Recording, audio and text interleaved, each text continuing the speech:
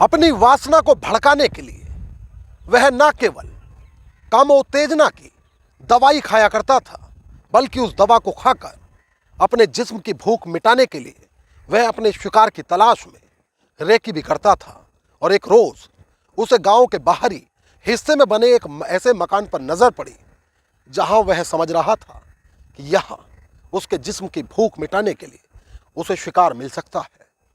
इतना ही नहीं, उसके द्वारा कई दिन तक उस इलाके में उस घर की रेकी की गई और एक रोज रात में वो अचानक उस घर में घुस गया।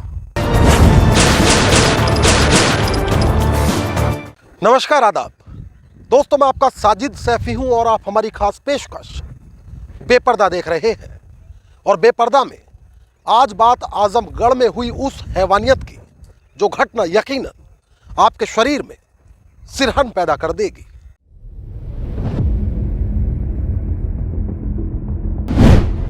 तारीख 24 नवंबर 2019, वक्त रात के करीब 10 बजे। स्थान आजमगढ़ के मुबारकपुर थाना क्षेत्र का एक गांव। नवंबर की सर्द स्याह रात में इलाके की सूनी सड़कों पर फूट पहनी तेज कदमों की आवाज कुछ यूं सुनाई पड़ रही थी कि उसे गर्म बिस्तर में भी महसूस किया जा सके। जान पड़ता है कि कोई बहुत तेजी से अपने गंतव्य पहुंचना चाहता है, मगर ऐसा नहीं है, क्योंकि ये चहलकदमी किसी इंसान की नहीं बल्कि इंसान की शक्ल में जमीन पर घूम रहे शैतान की है। दरअसल आज इस स्याह रात में सड़कों पर जो खुला घूम रहा है वह कोई मामूली सपोला नहीं बल्कि अपराध जगत का जहरीला कोबरा है। और आज जिस वारदात को वह अंजाम देने निकला है उसे ये गांव, ये शहर ताउम्र नहीं भूल पाएगा। असल में इंसान की खाल में छिपा भेड़िया पिछले कई दिनों से एक ऐसे घर की रेकी कर रहा था जो गांव में आबादी से कुछ दूरी पर बना हो। पिशाच जिस वारदात को अंजाम देने निकला है उसके लिए सभी तैयारियां पूरी कर चुका है। वह घर से कामोत्तेजना की दवाई खाकर निकला है और अब वह अपनी प्यास बुझाने के लिए कत्लो गारत के लिए भी तैयार है। दरिंदा अब टारगेट के दरवाजे पर पहुंचा। बाउंड्री वॉल में लगा दरवाजा बांस बल्ली के सहारे रोका गया था। दरिंदे ने हल्का धक्का दिया तो दरवाजा खुल गया। हैवान घर में दाखिल हो चुका है। उसके सिर पर खून सवार है।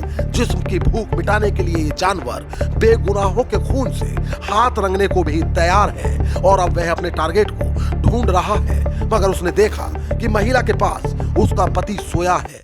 वह जानता है कि यदि उसने महिला को रेप किया तो पति जाग सकता है, लिहाजा उसने ईंट से महिला के पति के सिर पर वार कर दिया।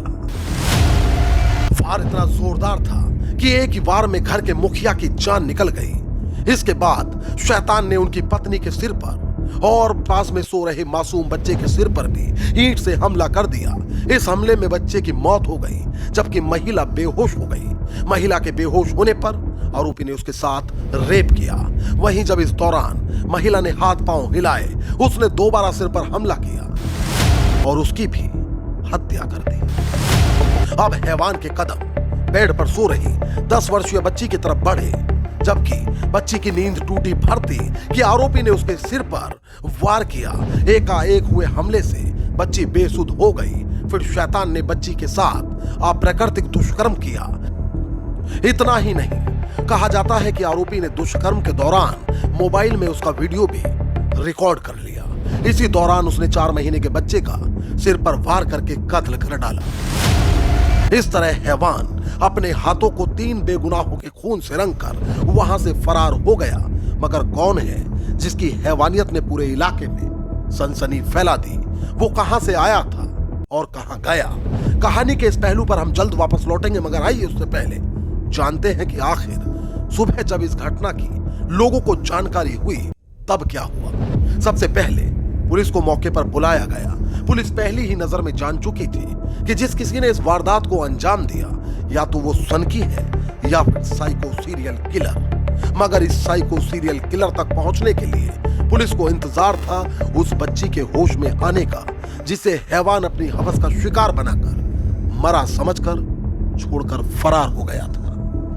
कहा जाता है कि हैवानियत की खौफनाक वारदात को अंजाम देने के लिए यह पिशाच जिस रात घर से निकला था तो उस रात इसने पहले बाजार से खरीदकर सेक्स वर्धक दवाई भी खाई थी। इसके बाद हैवान दीवार के रास्ते उस घर में दाखिल हुआ जहां इसने ऐसी वारदात को अंजाम दिया जिसने इंसानियत से ताल्लुक रखने वाले हर किसी को भौचक्का कर दिया।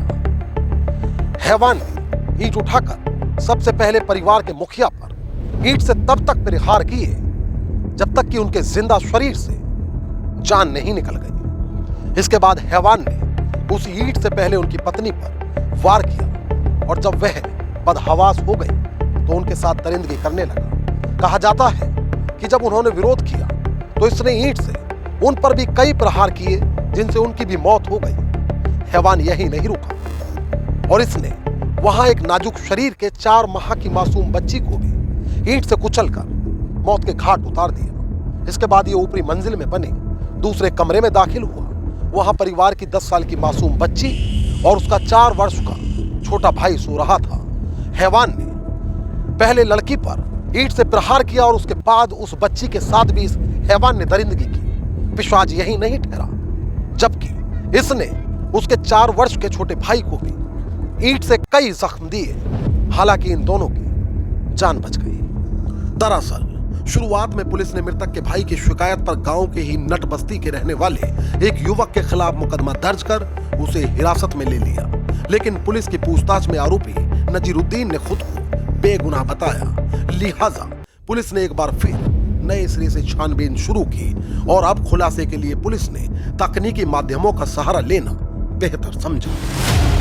वहीं जांच के दौरान पुलिस को घटना वाले इलाके में लगे मोबाइल टावर डंप से एक ऐसा मोबाइल नंबर पता चला जो वारदात के वक्त वहां 3 घंटे तक मौजूद था, जिसने न केवल पुलिस का काम आसान कर दिया बल्कि इस घटना की परत दर परत खोल दी। दरअसल वह नंबर किसी और का नहीं बल्कि उसी नजीरुद्दीन का था जो शुरुआत में खुद को बेगुनाह बता रहा था। पुलिस ने आरोपी को तत्काल गिरफ्तार करते हुए घटना का खुलासा कर दिया। उस दौरान एसपी त्रिवेणी सिंह ने खुलासा करते हुए बताया कि आरोपी हरियाणा में नौकरी करने के दौरान दिल्ली की रेड लाइट इलाके में जाया करता था। हवस के लिए उसकी दरिंदगी से परेशान होकर 1 महीने पहले उसकी पत्नी ने भी उसे छोड़ दिया था।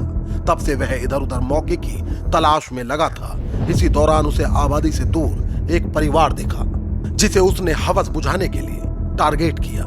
सिंह ने बताया कि कत्ल और रेप की वारदात से कुछ दिन पहले भी आरोपी ने घर में रात में घुसना चाहा था, लेकिन महिला को जागते देख वह वापस लौट गया। खैर, घटना के बाद पुलिस ने जहां हैवान का चेहरा बेपर्दा कर दिया तो वहीं हैवान से वह मोबाइल भी बरामद कर लिया जिसमें उसने घटना का वीडियो रिकॉर्ड किया था। तो दोस्तों, आज की ये रूह को झकझोर देने वाली घटना यूपी के आजमगढ़ से है। इस रिपोर्ट को लेकर आपकी क्या राय है वह आप हमें कमेंट करके जरूर बताएं और यदि आप हमारी स्टोरी पसंद करते हैं तो इसके लिंक को ज्यादा से ज्यादा शेयर और लाइक कर दिया करें। मोहित भाटी के साथ अमजद राना, क्राइम स्टोरीज अड्डा। तो दोस्तों, फिल वक्त मुझे दीजिए इजाजत, लेकिन यदि आप क्राइम स्टोरीज अड्डा पर बेपर्दा के और भी एपिसोड्स देखना चाहते हैं तो हमारे चैनल को तुरंत सब्सक्राइब कर लीजिए, बेल आइकॉन दबा दीजिए। इस रिपोर्ट को लेकर आपकी क्या राय है वह आप हमें कमेंट करके जरूर बताएं और यदि आप चाहते हैं कि हमारे चैनल पर क्राइम स्टोरीज का सिलसिला आगे भी मुसलसल बदस्तूर जारी रहे तो हमें सपोर्ट करिए। हमारे वीडियोस को ज्यादा से ज्यादा लाइक और शेयर करिए। एक और नई कहानी के साथ हमारी आपसे फिर होगी मुलाकात और क्राइम स्टोरीज अड्डा पर फिर एक नया चेहरा होगा बेपर्दा। तब तक के लिए आदाब, नमस्कार, जय हिंद।